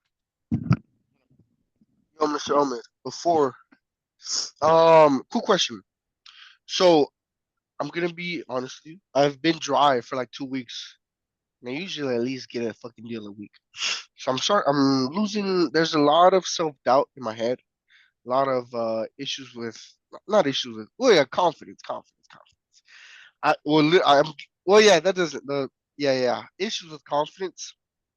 So how do you overcome that? How do you overcome that? Before you answer this, Omid, quickly, Marvin, isn't it you who just texted that this is your 100,000 a month? I know. Yeah, we just I know where assigned. he comes from. I know where he comes from. It's Okay. not about the money. Okay. It's about momentum. It's not about the money, it's about the momentum. So sometimes you do 10 contracts in a month, and all of a sudden for 3 weeks, nothing. It's hard. You get a lot of middle fingers, a lot of FUs, you lose momentum. All of a sudden, your 3.5-hour talk time drops to 1.5. You're discouraged. You think maybe I don't sound good on the phone anymore. You know, maybe you have some friction in your personal life, which impacts and bleeds into that. It's just a part of the process, Marvin. But what you can do from a strategic way, but also that helps you with your mind so you can feel sane and feel confidence, is just go over it with you without being harsh on yourself and say, did I make the calls that I was supposed to do today? The leads that are coming in, are they still the same quality than they were from last month? If not, is it maybe because of me, or is it because of something else? The people that are in acquisition, let me listen to some of their calls. This is a great opportunity for improvement. So as a business owner, Marvin, it's not just, if you just focus on your emotional stage, it's going to be tough because there's going to be a lot of self-doubt. But if you use the tools that you have built in your business, and you look at them and you analyze them, you can feel more confident saying, hey, I know this system works because it has worked in the past. What has changed? If nothing has changed, maybe this is just a slow moment in the market and we'll pick up again. Maybe. But you have to always assess your leads, your process, your operations, and make sure you listen to some calls and see if people are slacking. It could be that one person in your team has marital issues, doesn't say anything, acts like everything is fine. You didn't know, but then you listen to a call, you're like, oh my gosh, this guy sounds like shit on the phone. What happened? And for 2 weeks, you didn't listen to any recording, so you had no clue. That's why you don't sign. So your job as a business owner is not just keeping emotional, momentum, but operational momentum. And in order to keep operational momentum, you have to have tools in place in order to check on your people, check on your system, on your process. I can give you one example more for me right now on my software. I noticed my response rate dropped several percentages. And I was like, what the fuck is happening? And for hours, I sat down with my team. We looked at all stats, everything that we could, back and front, and we couldn't figure it out. I'm like, what the hell is happening? And then one person said, Omid, it might be your templates. I'm like, what do you mean? Well, we've been using these templates for a long time now. Maybe people catching on, and it's just like not giving us any more the response that we used to get. Maybe we should change it up. Why don't we try with this template for now and comparing it with the same list? Okay, let's do that. We got 3% more response.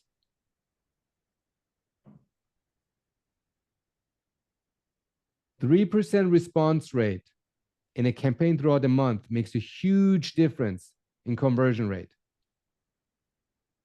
If I would have not sit down for 4 or 6 hours trying to figure it out, and if I didn't have somebody suggesting it, I might be still searching, and I would think something is off. And I might have thought it's me or them, but it's actually the template. Marvin, does that answer your question? I know it's a long answer. Yeah, really good, actually. Yes, sir. Thank you. You're welcome.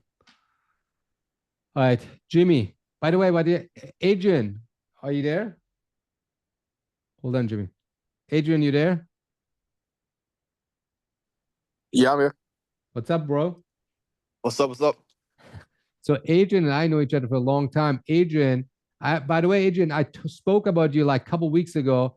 I was saying door knocking is not bad because one guy started doing door knocking on foreclosure and he's killing it.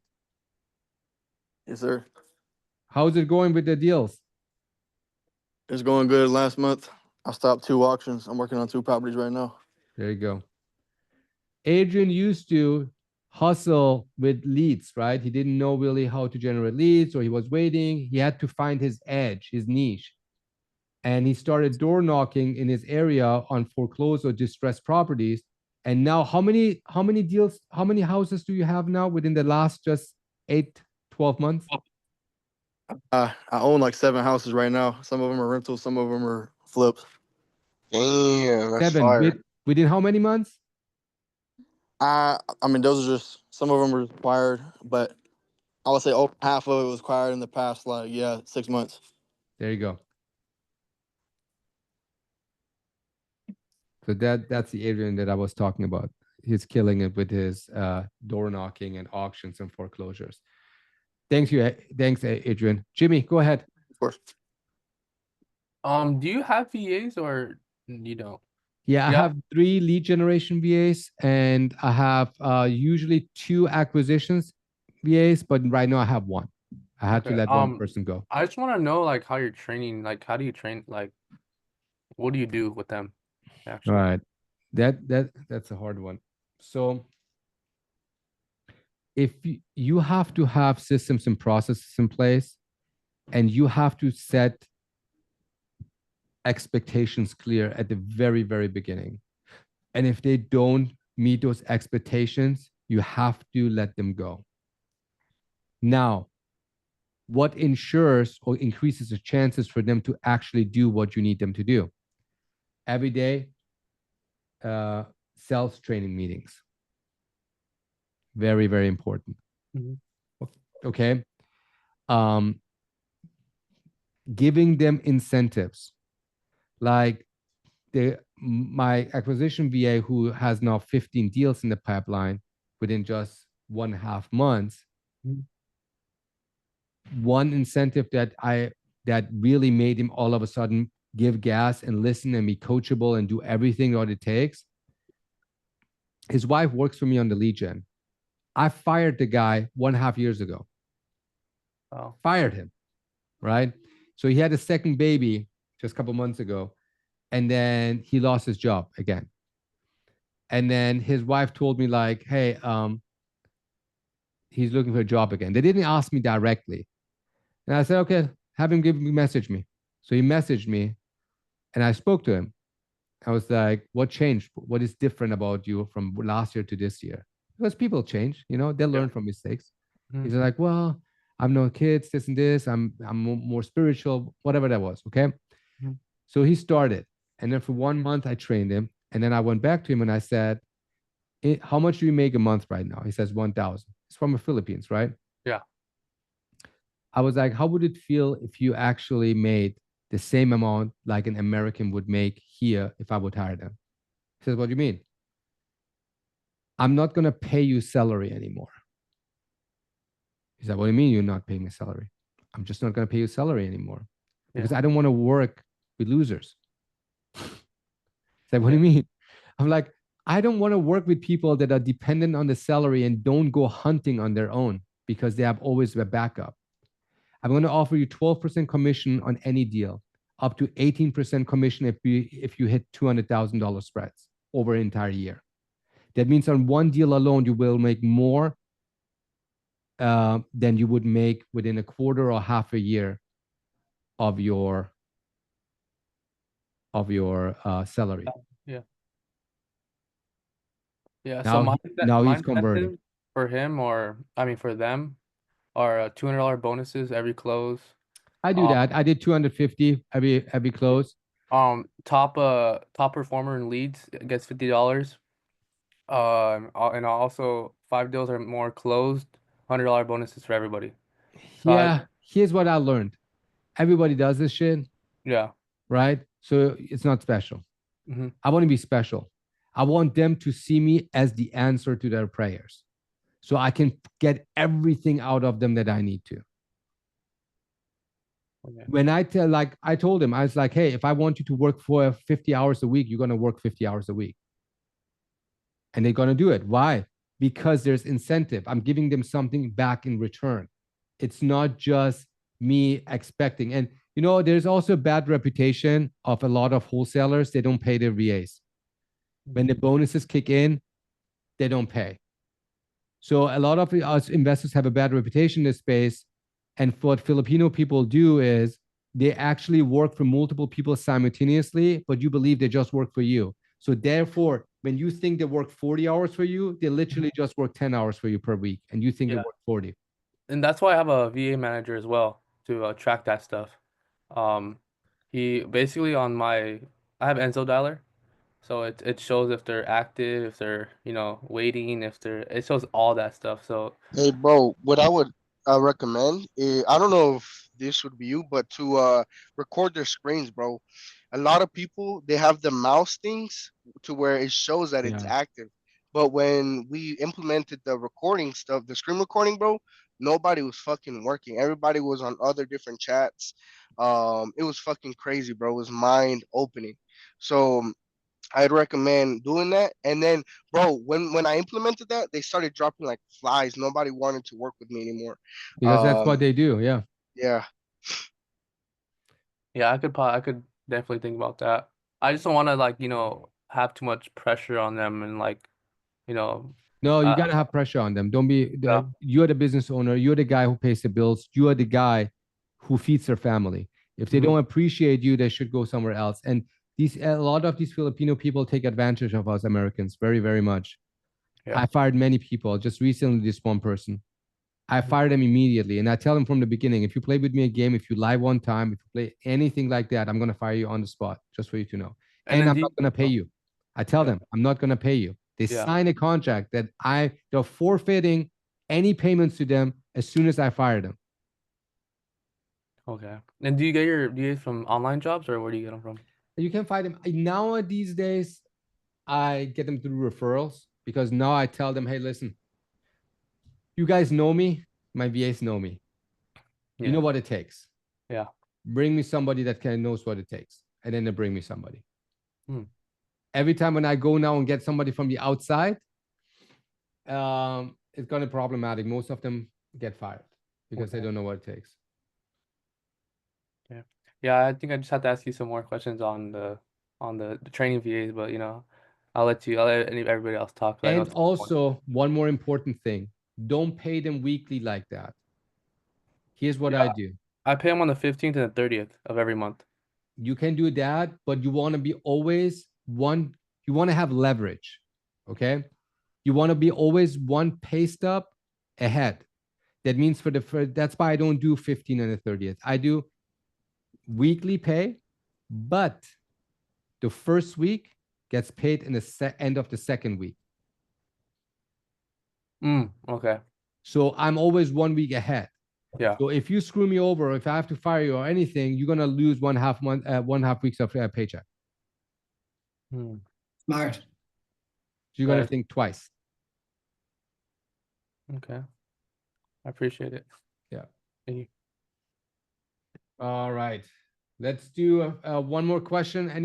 Niall, or maybe two more questions. Niall, go ahead.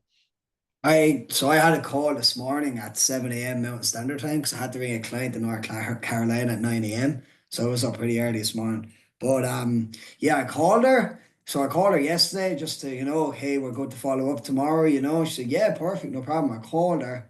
And then she's like, after thinking this overnight, she goes, it's an inherited property. So she has two houses and two lot lands because her father left her father died. And she's like, these properties and these lands have been in my family's with the 1800s, and I want to keep it local. I don't want to sell to an investor. How do you break down that objection? Has that ever happened to you? That has not happened to me, but I had nothing to say to her. I was like, I was like, what I would say is, why don't we do a walkthrough so you can meet us? Because we're not taking the land with us anywhere. It will stay local, yeah. right? Why don't we meet each other so we can meet our associate? That person is local, obviously, and we're not taking the real estate with us now. We're gonna leave it where it is, and Yeah. what you also can do is like, what do you think it's going to happen if an institutional buyer buys it? Clarify, right? What do you think it's going to happen? What do you think the difference will be? Yeah. Because that's going to shed some light on it, because it doesn't make sense. I want to keep it local. Well, we're not taking the real estate with us to New York. Yeah. Still stay the same at the same place. So I know what you're trying to do right now. You're trying to diffuse the situation, 100% agree with you, and then you're trying to clarify it to him, right? 100%. But when you clarified what you just literally said to me about why didn't we do a walkthrough, how do you who's going to do the walkthrough? The title company that I have in North Carolina? Oh no, you have to have boots on the ground, obviously. Yeah. So I need to get someone in North Carolina, just pay him some money and say, hey, can you go and talk to these? Pay some money or no money. There's a lot of wholesalers that would be happy to just go and help out on a deal. Okay. There are That's many good to know. wholesalers that just would be happy to do it. Mhm. And I'm a part of many groups, sub 2 and whatnot. And I can, if you need somebody, I can post and get you guys connected. There's always somebody somewhere, Yeah. you know? I Well, just want to second Omid. I like if somebody had one in my area, just knowing the fucking pain that we're like, you know, everybody goes through. If there was something I could do, I'd do it in a heartbeat. Yeah. Like just to be nice. And I haven't made even any money yet. Like, but I just already know the stress and the no sleeping and like all this stuff. So I mean, I'm like that anyways, but definitely I'm seconding with what Omid said. Tina has so much Same here, empathy, Phoenix. which is great. All that I have what? empathy. Well, not always. I mean, yeah, I'm also not like a little pushover either. Don't you think that? No, Trust me. not that. But if you have empathy, those help a lot in these sales calls. Empathy, especially old people. Very, very powerful. Yeah, I just get I start hearing shit like all these fucking deals going bad, and I'm like, and then I'm trying to figure out which market. I have so much shit going on, like so much to decide, and I'm confident that if somebody's selling their house, they'll sell it to me. I'm confident of that.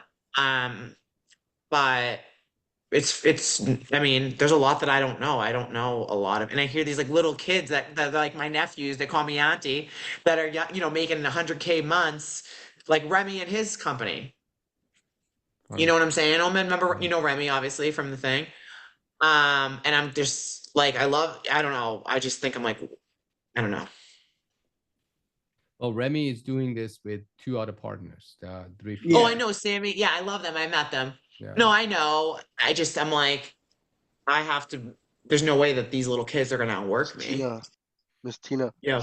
What I learned, No, here. well, I learned this just recently. I was trying to freaking like, I kind of stopped bothering Mr. Omen because I was like, oh, what does Mr. Omen do? He has a freaking secret that I don't know and I need to know. And I was asking all these freaking questions. But I got back to our office and we talked about our top 5 takeaways. And my older brother, he's like, you know what Omid and Remy have? They just do the work. I'm not saying you don't do the work or anything like that, right? But grab what you know and just fucking run with it. Just stick to it. This is very good for you too. I think that's a good point.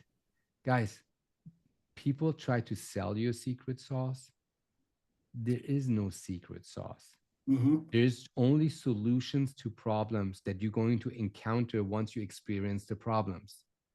Even if I tell you today solutions of 10 problems that you're not aware of, guess what? You're still going to end up having those problems and most likely you're going to fail because you didn't appreciate that solution because you never knew the problem. You understand the cycle of it?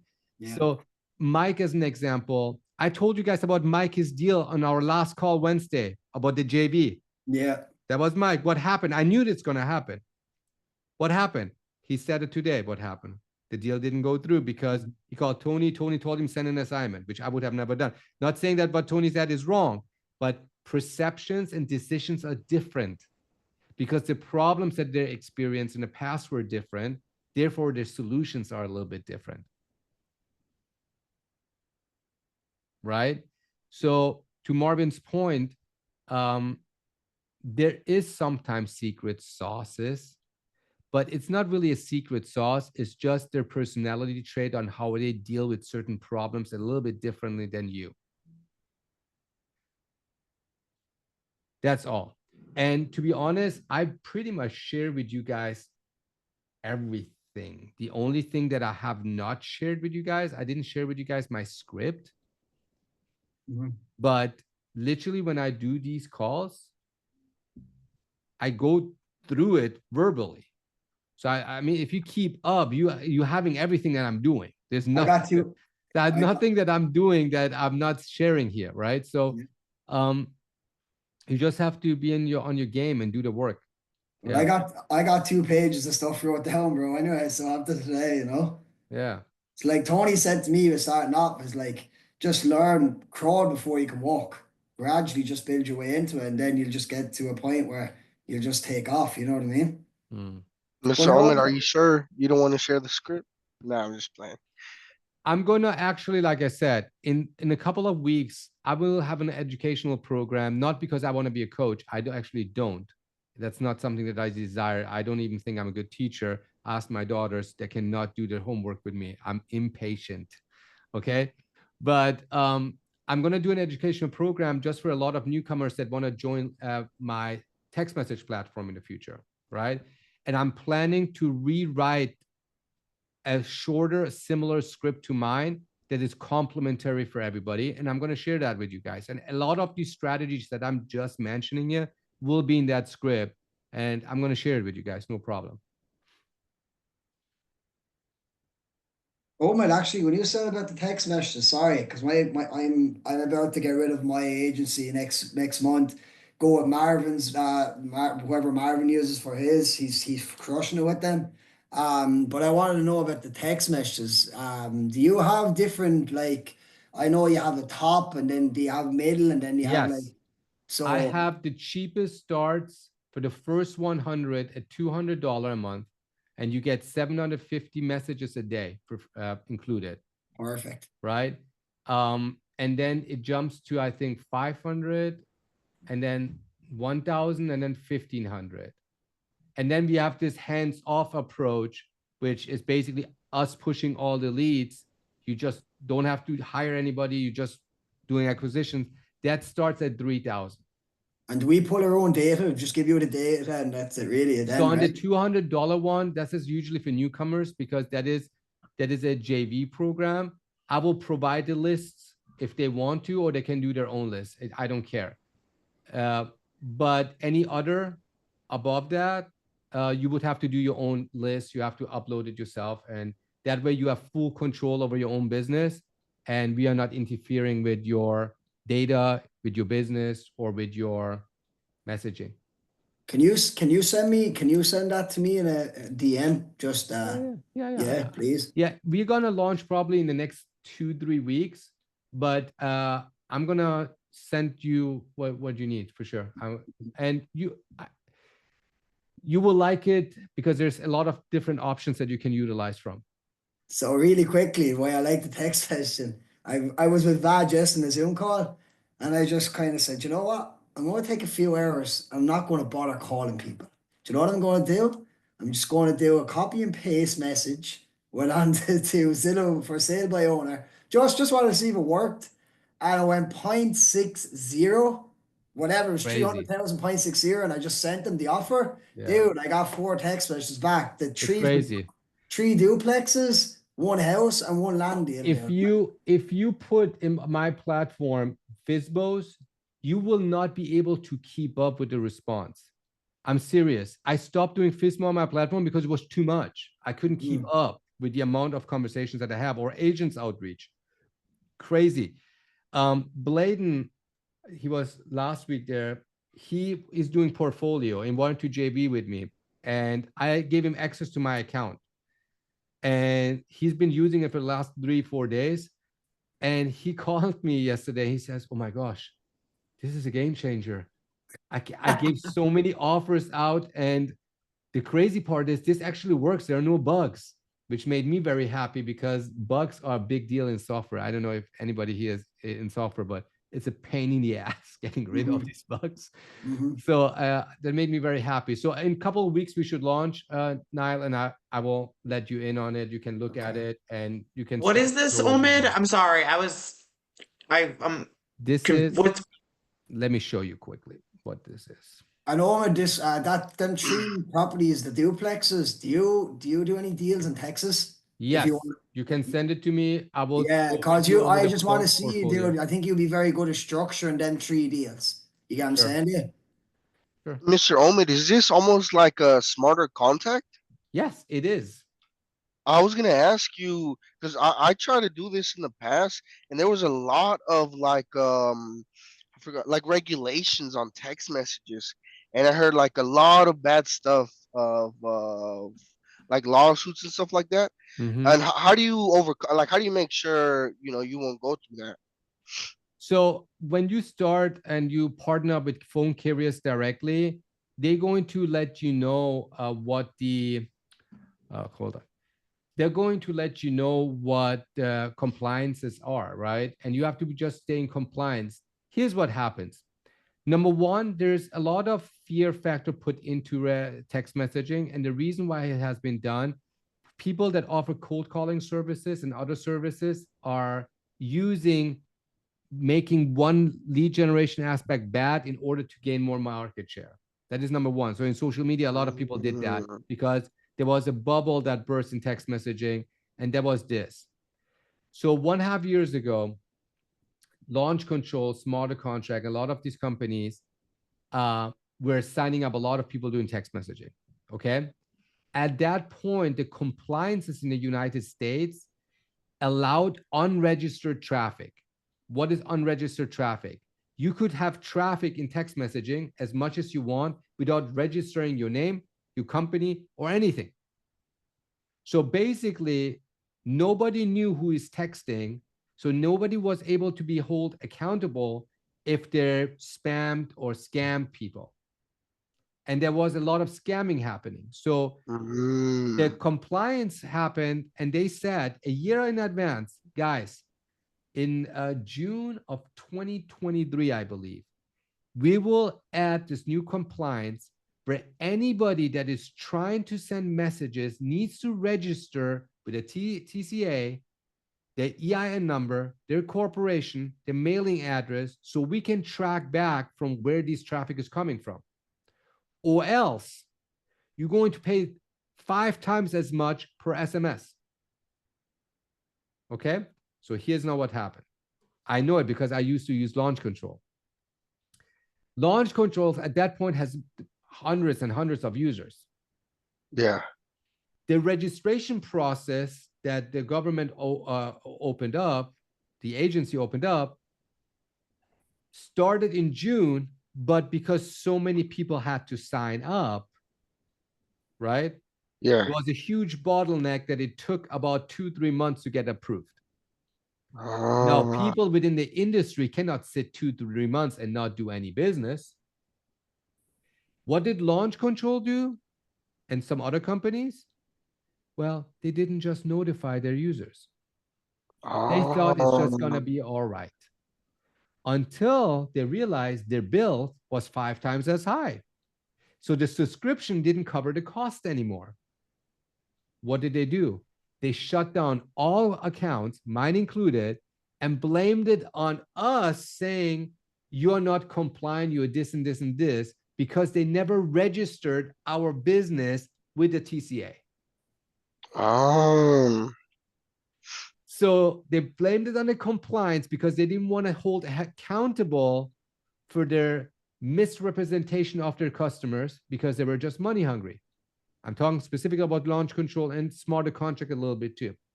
Okay? So it took them a couple months to basically fix all this issue. During that process, they lost a lot of customers, me included. That's when I decided to do my own software so I have full control over compliance and I have full control over my traffic. Or else I would have never developed this on my own. will you be charging, Omid? I know you said it and I was half listening. So no worries. So the smallest program, and that is for newcomers that don't know really contracts, they don't know disposition, they just don't know much and they need a lot of help. Maybe you, I don't know, you seem pretty advanced, but it would be just $200 for the first 100 users. You can generate leads for $200 a month, and you get an educational program with it, with all the videos about everything that we discussed here. Plus, if you need dispo help, I'm going to help you, but we go into JV. It would be a deal 50-50. Now, if you don't want that, the next one is $500, still not that much. And I believe you get 900 messages a day, but it's all you. So you can do whatever you want with it, right? But you do your own dispo and everything yourself.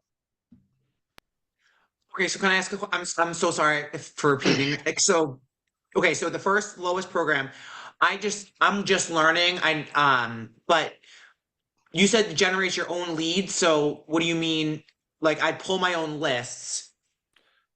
So yeah, when you do text messaging, right, you have to go to a platform such as PropStream or any other platform. Yeah, I You have that. I have pull- PropStream, but right. I believe when you pay $100, you can pull like 10,000 per month export. yeah. Right. So you export that list and then you go bring it to a skip tracing company. A skip tracing company could be Kind Skip Tracing that charge 3 cents per skip or per lead. And 10,000 times 3 cents is $300. So you pay $300 there. Now you have a list, 10,000 with phone numbers. You import that into the software. And now from that list, you can text message them in bulk in 50 and hundreds and 150 count batches. Okay. And then you But can that's respond to them. Mhm. So is that a list that you'd like send like a company, like run it remote or something, or like a cold caller? Yes. Running remote, I believe they either provide you a list or you can give them a list, right? So it would be the same concept, but the difference is on the mobile side or on the text messaging side, you just need mobile numbers. You don't need landline numbers.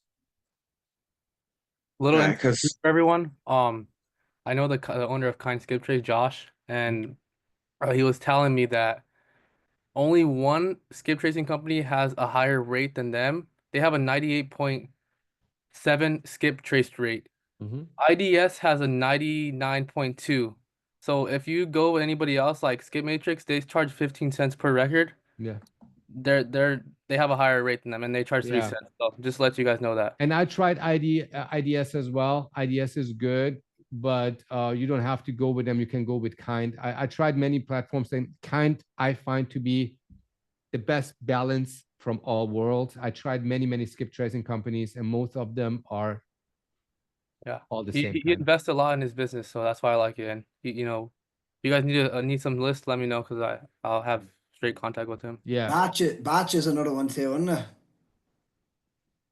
Batch skip tracing. He didn't talk about batch, but I know he said IDS was one, and then they were like the second skip trace rate. Yeah. So last question, guys, and then I gotta bounce. Marvin. My apologies. I meant to take it off a long time Okay, no ago. worries. Any other questions? Anything very important we need to address? Leadership. Omid? Oh no, it's not that important. The other Jessica, person go can ahead. go. Go ahead. Well, I was gonna say, maybe on the next call, can you show us how to pull that list from PropStream? Yeah, we can. I actually want to pull a list this week. I can pull a list with you guys on Wednesday. Yeah, I was Yeah, that'd planning be What's to the great. pull a- schedule of this group? Because I'm joining myself. Okay, let me give you the WhatsApp group. And Yeah, definitely. Also, Omid, can we whatever, if it's next week, the week after, can we do some ARV and comping, bro? I want to see how you do the properly ARV and comping. Okay, Tina, did you get it in the chat? Yeah, but I don't know how to get it to my phone from there. Like, Okay, hold on. I will message you right now. Hold on one All second. right, Omid, I gotta run, dude. I gotta go do something. Pleasure, dude. I'll send you over them properties and you can instruction, have a look at them. All right, bud?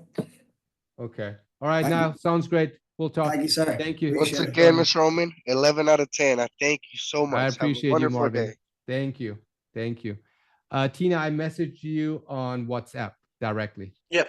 And I got it. Thank you. I got it from I think I there. messaged you actually over the weekend when we were there. You messaged me? Yeah. I see the history. Let me look. That's how I found you. Anyway, Oh, I said, hi, are you around tomorrow? yeah, Were I you think offering to help me on something? no, I was not. That's why I was surprised, and I was surprised. I didn't know. I was like, Oh, did you plan something?